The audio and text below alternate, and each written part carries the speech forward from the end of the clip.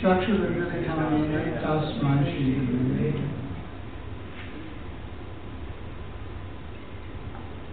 So I'd like to thank you very much for your invitation here today and the enthusiasm you all show in the process of Krishna consciousness given to us by Srila Prabhupada.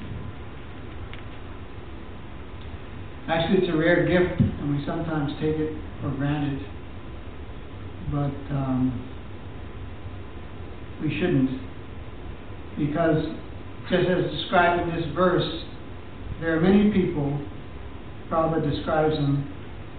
Unfortunately, many people have no information of the supreme planets where Krishna and Vishnu live, and because they do not know of them, they fall down. Because they don't have this knowledge, they engage in so many activities, all ending in frustration. The Vedic literatures are compared to a desire tree, and it's recommended that whatever desire you may have, that you approach this desire tree of the Vedas to find a process by which to obtain your goal of life. If you ask anyone, any common man on the street, they have some goal to their life. But if we examine those goals, we'll find they fit into what's described in the Vedic paradigm as Dharma, Artha, Kama, and Moksha. These are terms we're familiar with and that we live our lives by as followers of the Vedic culture. But actually everyone is following these four goals of life, pursuing these four goals of life. Dharma, some type of religiosity or some kind of duty that they have. Artha, economic development, trying to improve one's condition of life, trying to maintain one's family. Kama, sense enjoyment. And then finally moksha, which is most often sought when one is frustrated with these other three processes of life, these other three goals of life. But there's another goal of life, prema pumarto mahan.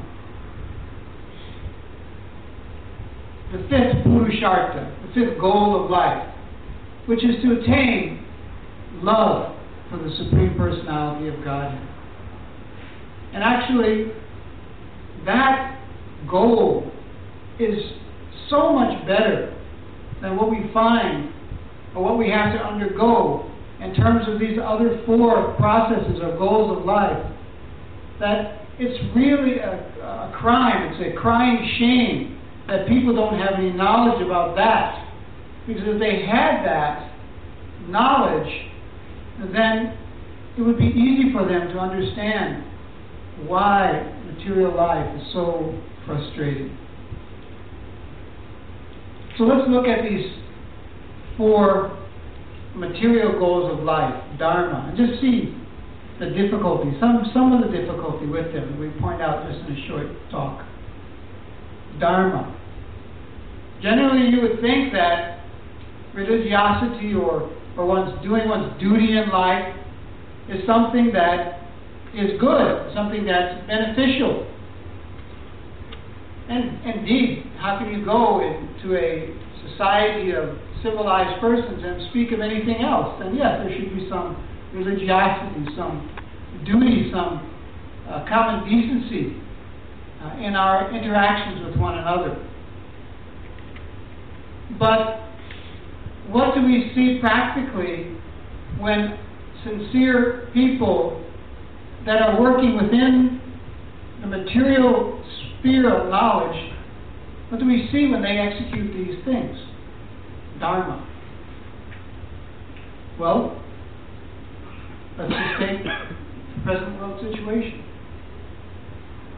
Many people in this world of the Muslim faith feel that it's their dharma or their duty to wreak havoc around the world, to hurt others, to kill others. They take that as their dharma. We don't want to just single out the Muslims, Hindus, Christians. In the name of religion, so much blood is shed in this world. All driven by a sincere desire to execute their form of religiosity. Even within the Vedic tradition itself, sometimes there are conflicting dharmas. They may even conflict within a person.